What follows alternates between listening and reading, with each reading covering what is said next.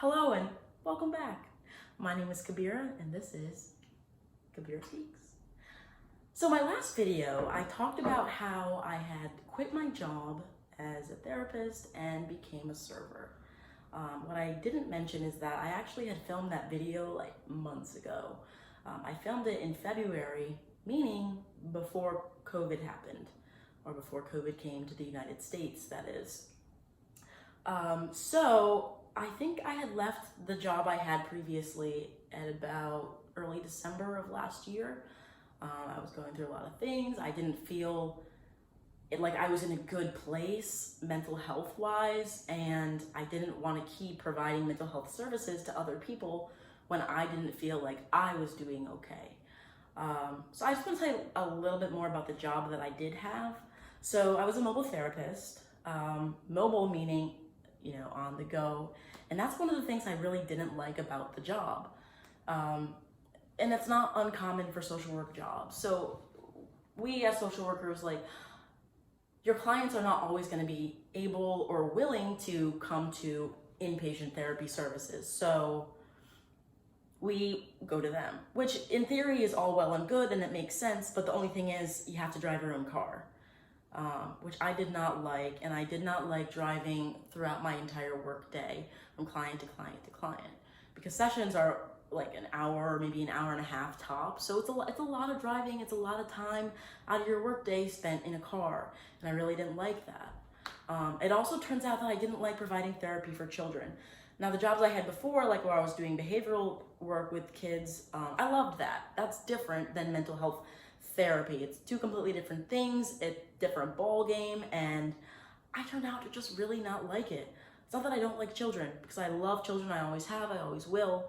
And I think I would like to try my hand at therapy, providing therapy again, but with adults. The big difference that I can see with therapy with children and therapy with adults is children have so many things that are out of their control. There's so many variables that are entirely out of a child's control. And so as a therapist, when I was trying to work with them, I would counsel them and tell them what I think they should do. But at the same time, they're relying on their parents and their teachers and people older than them in their life to provide for them. And so I really didn't feel like I was reaching them in the way that I wanted to and was expected to. Also, the fact that you only get to spend an hour with them a week, this is a prescribed thing. If you've never worked in the mental health field, it's not just, oh, I think Billy could use 10 hours of therapy this week. That's not how it works. It is prescribed to them, and a lot of times that a child who has needs mental health wise or otherwise, they're going to have a lot of different service providers. So I was just one of many people who would be helping a certain person, but I would see them for such a short amount that week. And then I'd have their parents, coming to me oh, did you fix my child? Yeah, you were here last Tuesday for an hour. Is Bobby fixed yet? Fixed.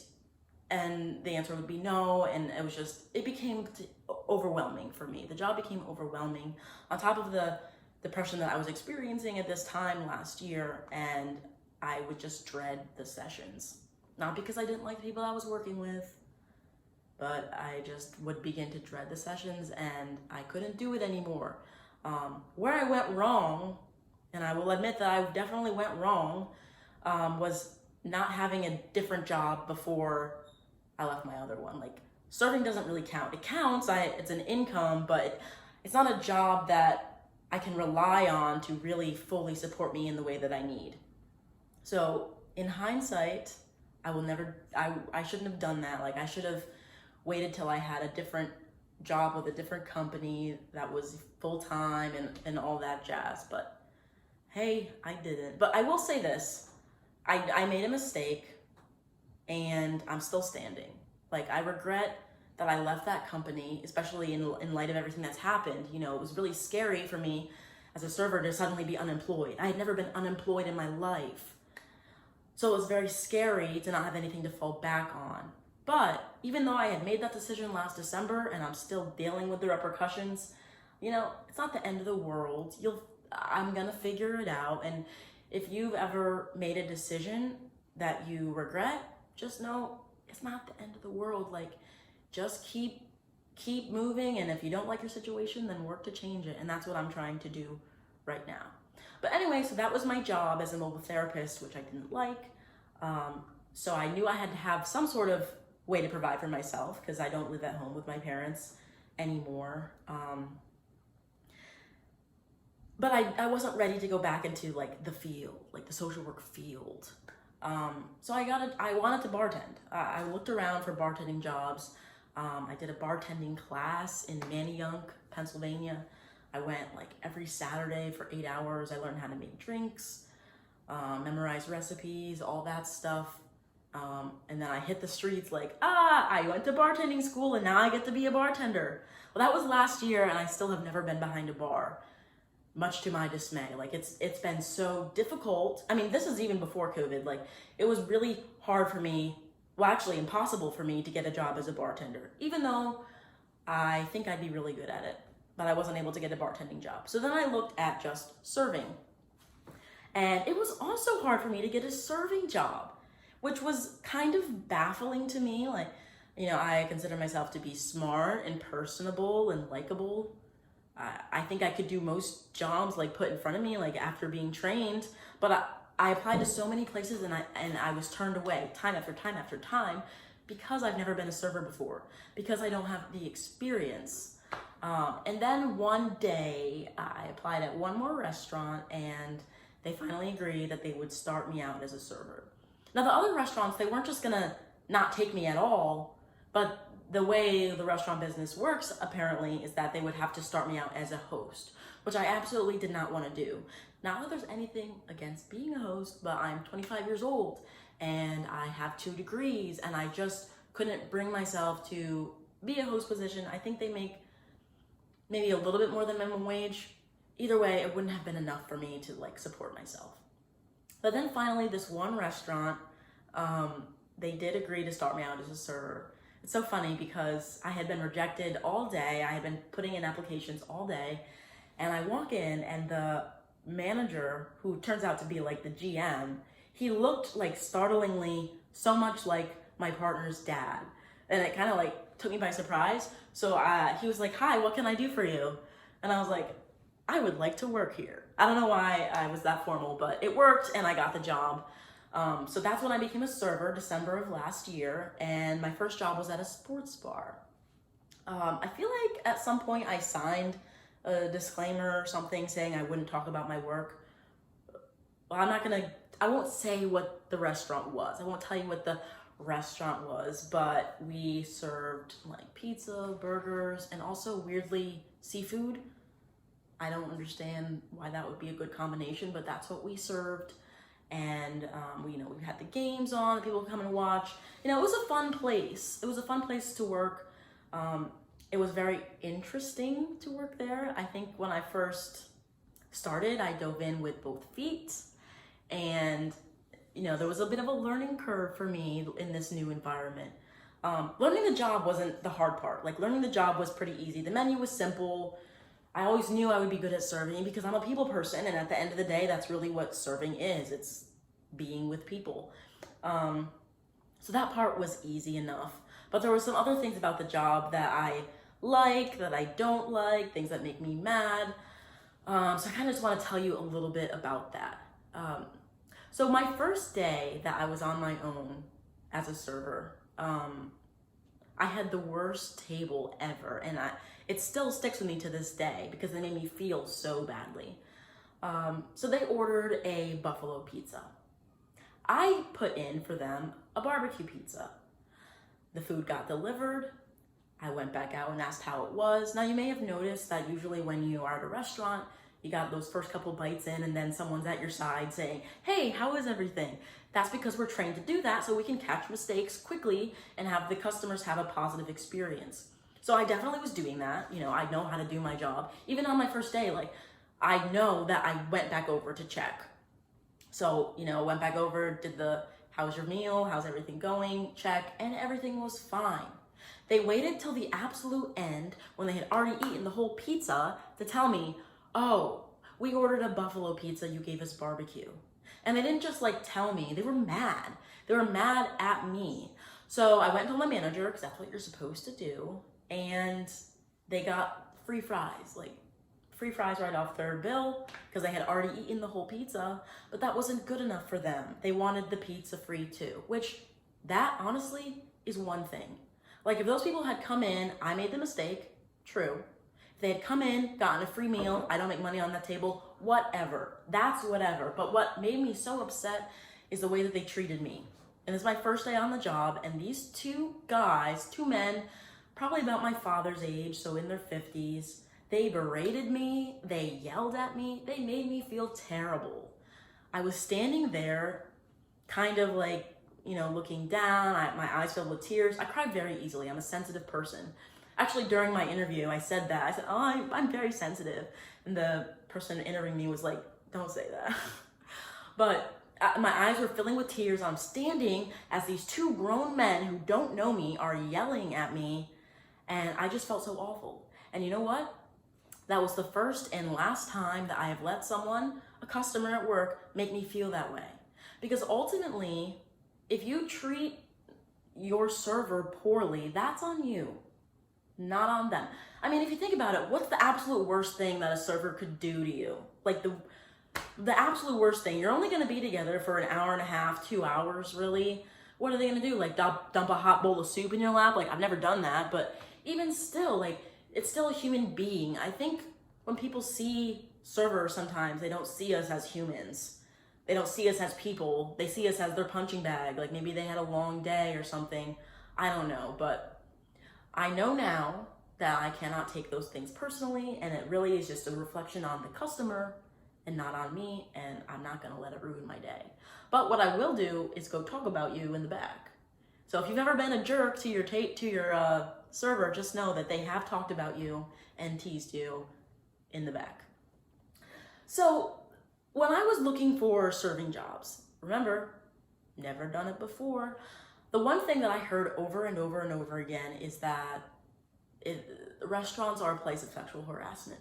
And restaurants are a place with like lots of inappropriate flirting in the back and inappropriate advances, and that's just how it is. And you know what? The first restaurant I worked at, that is how it was. And I just let it happen. I just went along with it, or someone would make a sexual joke or innuendo to me, and I would just laugh, even though I was like uncomfortable. I was asked out all the time. Like if you ask someone out and they say no, that's it. You don't keep asking. That turns into harassment. And the person I'm referring to was the one who would ask me out like several times, was like way older than me. And the first time it happened, I was like, oh, thank you, I'm flattered, but no, I'm not interested. And then it just got to be like, I would go out of my way to avoid that person because I don't want to be uncomfortable. No one should ever have to be uncomfortable at their work environment. Ever. But I oftentimes was at this place, and I never brought it up to management. I would vent about it to my other coworkers who would, also vent to me, but I never once went to management because I thought this is how it's supposed to be. I don't work at that particular restaurant anymore, and I have learned that it's not how that has to be. Like, you should never feel like, oh, this is just how it is and I have to accept the sexual harassment. No, never. So my new serving job, I've been there for a month and a half, maybe 2 months, and I haven't had one comment that's inappropriate, not even a sidelong glance. So I'm really, really grateful for that. I really like serving as a job itself. I really do. It's a lot of fun. I love interacting with a bunch of new people, like the entire shift. Usually the shift goes by quickly if you're busy. I like that. I love when you have like a party or people who are like in the mood to joke around with you. Like, if you know me at all, there's nothing I love more than making someone laugh. So if you have a big group of people and you drop a one-liner and you get a laugh out of everyone, like, that feels really good. So there's a lot of parts about the job that I love. So there's other parts that I'm really struggling with. And one of them is the hierarchy of working in a restaurant. So coming from a social work background, social work is very collaborative. So any human services job that I've ever had, it's always been very, back and forth, sharing of ideas, just it's a collaborative experience. Whereas working in a restaurant, there's a hierarchy. And me coming in as a brand new server, I was at the bottom of the hierarchy. And the whole time I was there, I was at the bottom of the hierarchy.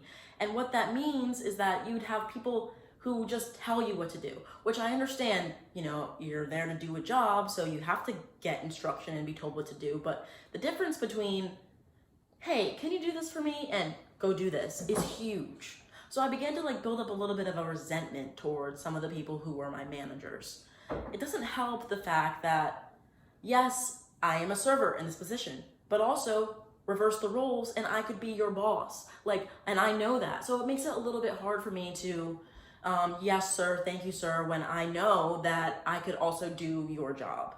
I just happen to be the one in the apron. So that was really frustrating. And yeah, I did not like that part of the job.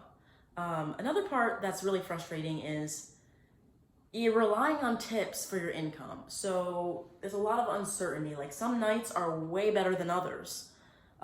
Day shift sometimes is not even like worth your time to be there. So that's been kind of stressful for me. I would really love to be a server as a side job. That would be absolutely perfect because I like doing it and you know, it's nice to get cash at the end of the night. I don't want it to be my only job, but right now it is. Right now, serving is my main source of income, and it is not ideal. I don't know how people are servers for their entire lives. I really don't, because it's hard on the body too. Like, I don't sit down when I'm at work. I don't sit down, I move quickly. It's tough on the body, and while I do enjoy it, I don't plan on doing it forever. But I will tell you a little bit about my new job because I love it so much. Now I work at a Mexican restaurant and my manager is female. I have a woman manager and I really like her and I really respect her. The atmosphere and the environment at my new restaurant is like worlds apart.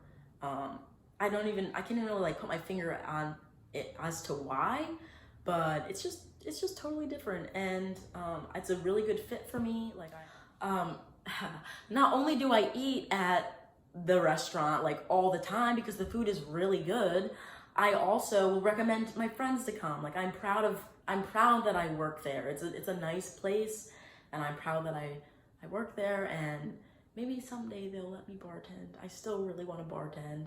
I can't let it go, of course. Like I already did the class, I already spent the money, did the time. Like I've got to bartend, if only because I'm stubborn.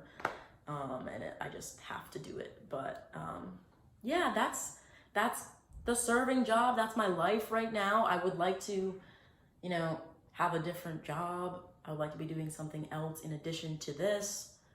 But in these times, like it's just not really happening for me, and that's been a whole other thing. And if you're going through this too, like if you're trying to find a job and you can't, I just want to remind you, as I try to remind myself every day, it's not you. It's not you. You are educated and smart and a good employee. It's not you, it's the times. It's the quarantine, COVID times, and it's very hard to find work right now. So I'm just gonna keep doing what I'm doing. I'm getting by and I'm hanging in there. So that's my serving job. That's my serving experience. Come see me at work. I'm a really good server and I only accept $100 bills and tips. Just kidding. Okay, thanks for watching. I'll catch you next time.